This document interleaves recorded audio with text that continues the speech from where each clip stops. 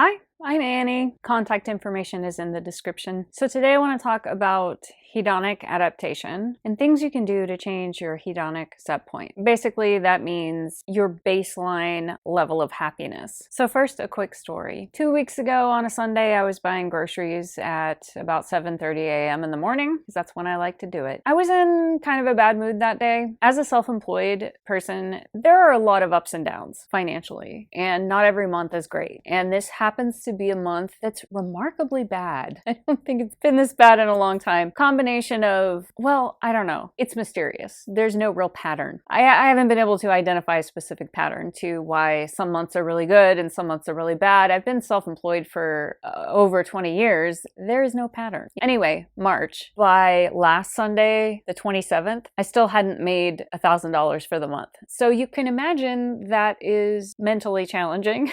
Sometimes hard to maintain a positive attitude when things are financially scary. So that's what I'm dealing with this month. So anyway, I was buying groceries. Feelings were coming up about money because I was spending money on groceries, which were expensive. And so I was in kind of a bad mood. And a guy approached me in the parking lot asking me for money. And that happens a lot around here in the town where I live. I don't receive this very well. I have a lot of goodwill in my heart for people. I want people to be okay, and I don't want people to suffer. But at the same time, I don't have a lot of money. When people ask me for money, I feel guilty. And I also am not a very assertive person. And so I feel like they're putting me in a position where I have to say no. I don't want to say no. It doesn't feel good to say no, but I feel forced into a position where I have to be assertive. Now, I should really work on that. I should work on my assertiveness. I think it also has to do with me being a woman and being pretty small. I'm just like a physically small person. I don't love being approached by strangers and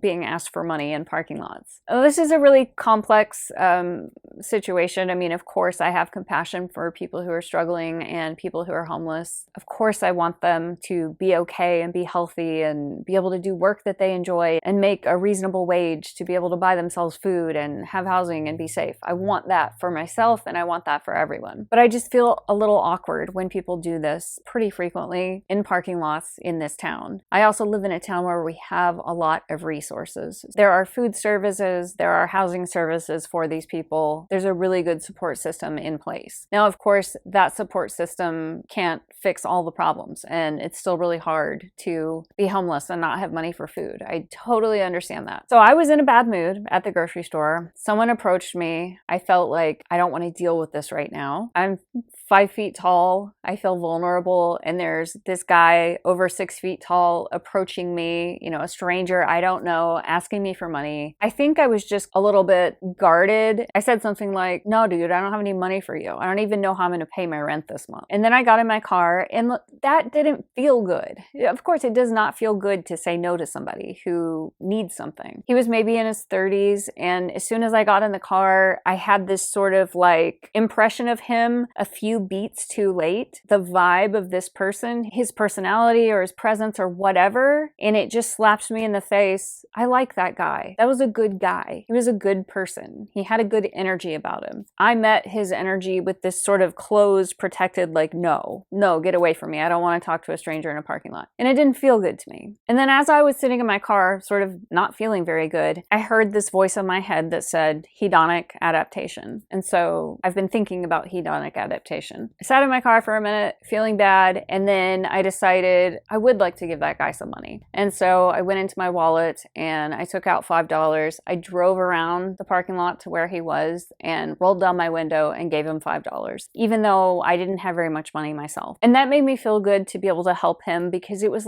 38 degrees and raining. No matter who you are, no matter what resources we have or support systems we have to catch somebody, it still really sucks to be in 38-degree weather while it's raining in front of a grocery store just wanting a little bit of money to, maybe buy a coffee and a sandwich. So I gave him $5 and I drove home, and then I've been thinking about hedonic adaptation ever since then. This is a psychological process where people tend to return to a happiness set set point. And so positive things might happen in their life or really negative things might happen, but people tend to sort of return to a certain level. And some people are naturally happier than other people, and they just return to that level sort of regardless of what happens. So something really great might happen and our initial response might be elation, or, say you win the lottery and you're really happy. It's a thrill. It's very thrilling. Or you accomplish some goal or attain something that you've been working towards, and then, you're very happy. There's like a spike in your happiness, but then the excitement kind of fades and you return to your hedonic baseline. What I was thinking as I was sitting in the car feeling bad right after I'd said no to this guy, I have so many resources and I have so much potential and so much capability that I'm not always maximizing. And I also have a lot of things in my life that I'm grateful for. For example, prior to going to the grocery store, I woke up probably around 4:30 as I usually do, and I had my 2 cups of espresso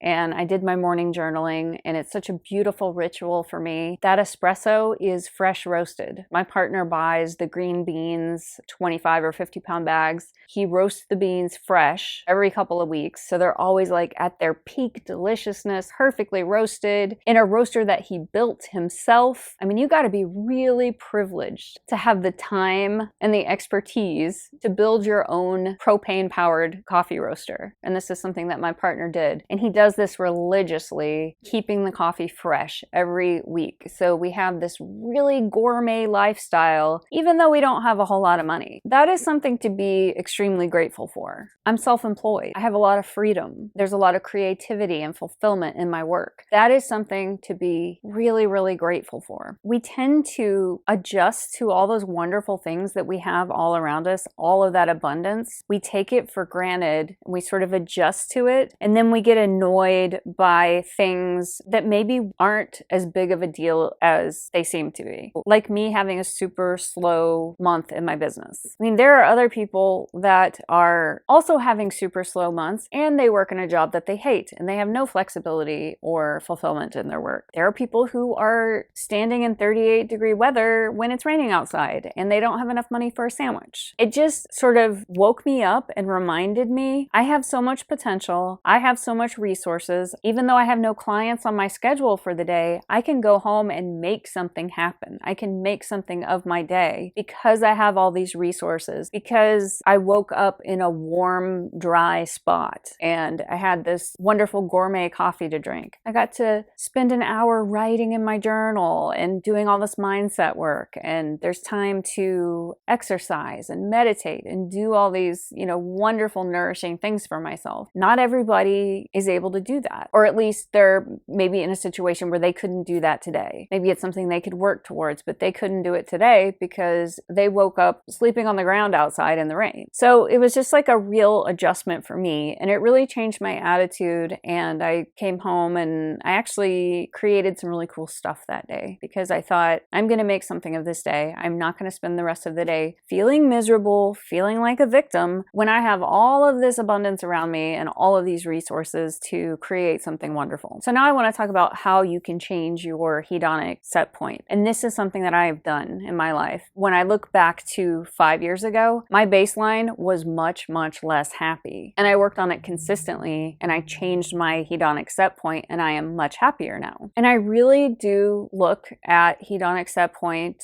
or just mood in general, as a habit. This can sometimes be really controversial for people to hear. I think when they're really struggling with mood and they're really struggling with anxiety or pessimism, they can actually get really angry when you tell them that it's a habit, that there are things that they can do, that they can practice on a consistent basis to actually bring up their level of happiness. So if this is triggering to you in any way, I'm sorry, but I do think it's worth a try. If someone is handing you a solution, maybe at least consider it. There are some things that you can do to change your happiness set point. Maybe it's not all completely under your control, but you can do some of these things and possibly raise your baseline level of happiness over time. For most of my life, several years ago when I used to be really pessimistic, I probably would have been one of those people who would have been slightly triggered. I was making my happiness about all these things that are external, like blaming my unhappiness on external circumstances. When someone kind of cheerful comes in and says, well, happiness is a choice. Mood is a habit. You can work on it. You can change. It can just kind of piss you off to hear that if you're in a really dark space. So I do completely understand that. But I want to talk about some of the things that I did. So the number one thing, having a gratitude practice. And we've all heard this over and over again. It's really obvious because everyone says it. And I don't know if you believe that that's true or not. But for me, in my case, implementing a gratitude practice really did change my happiness set point. So I do this every day in the morning in my journal. It's such an automatic habit now that it also carries over into different moments of my day. Anytime my mood is going kind of dark, I say like, oh, wait a minute. Let's check our surroundings for all the abundance. Like, let's check our resources. What do we have right now that we can point to as evidence that our situation is actually pretty good? And that just becomes automatic. You don't really have to try to be grateful. It just sort of starts to happen moment to moment. And we all have ups and downs. And like, yeah, I still have really pissy moods. Like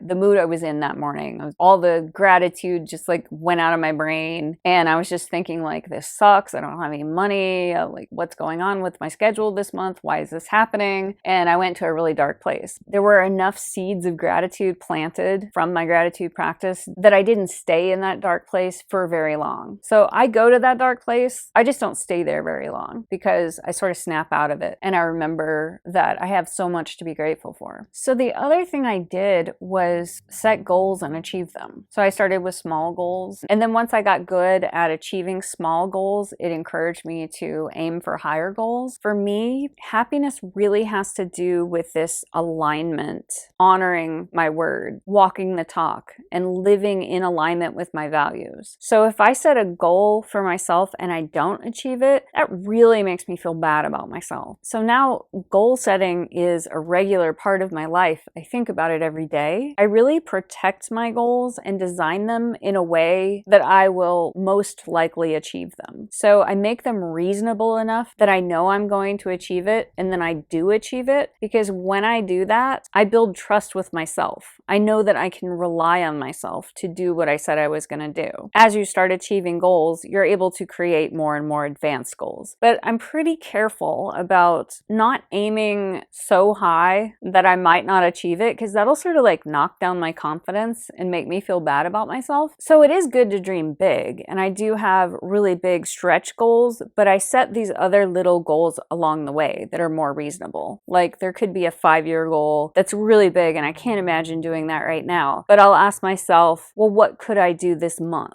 that would be attainable and reasonable that's working towards that? And then I'm just like one more step up the ladder. I stay in that place where I'm still feeling confident. And then, I set the next goal, moving towards that big pie in the sky goal. And that is really tied to my happiness. Accomplishing my goals really is tied to happiness for me. I'm not sure if everyone's like that. That's just how it works for me. Another thing that has helped to raise my happiness set point is thinking more about being in service to others. I've been in the service industry for as long as I can remember. I started out cleaning people's houses. So that's service. That's improving their lives, and that feels good. And then I moved on to massage therapy, which I've been doing for over 17 years. That's definitely providing a service that benefits people and makes other people feel better. It makes them healthier. It's a giving thing, and it feels good to do that. Now I do the massage therapy, and I also do coaching, and that's even more fulfilling. I love that. I love working with people and helping them build their habits and achieve goals.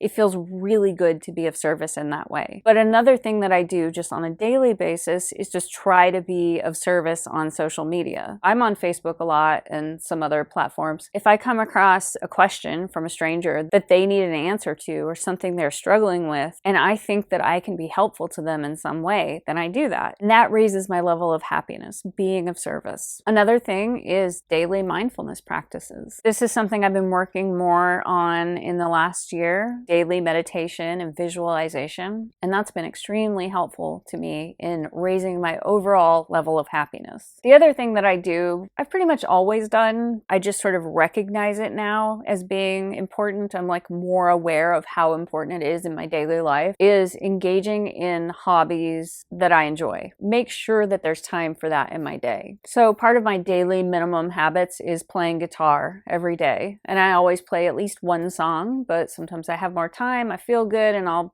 play 5 or 6 songs. And I've committed to building that into my day because it does increase my level of happiness, even though it is not the biggest priority in my life. Working on my business, getting my health and fitness habits completed every day, that is more of a priority. I'm not making any money from playing guitar. I'm not going to let anyone down if I don't play guitar. It's just for me, just a hobby, just for fun, no pressure. I do prioritize it in my day because it adds to my overall level of happiness. Community and feeling connected is another thing that really adds to people's happiness. I'm not the most social person in the world, but I do have communities, mostly online. Maybe that's good or bad. Maybe it's better to have in-person communities, but that seems to work for me since I'm not the most social person, and I get a lot of fulfillment just out of seeing the same people in the community of like-minded people who are interested in the same thing. And then I also have my close personal people, and that's my family, my niece and nephew, my sister, my brother-in-law, my partner, my dogs. Having those connections is extremely important. And so everybody has like a different level of social needs, and so some people might need more in person, or some people might be really introverted and they need to choose very carefully how they spend that social energy. But I think it's undeniable having strong social connections does increase overall happiness for most people. So anyway, those are my thoughts on hedonic adaptation. If you're in a dark place where you feel not very happy, I just would like to let you know that there are ways you can raise that level of happiness. It's just a practice. It's not something where you can snap your fingers and suddenly you're happy. We can understand that from hedonic adaptation. Like if you are struggling financially and you won the lottery tonight,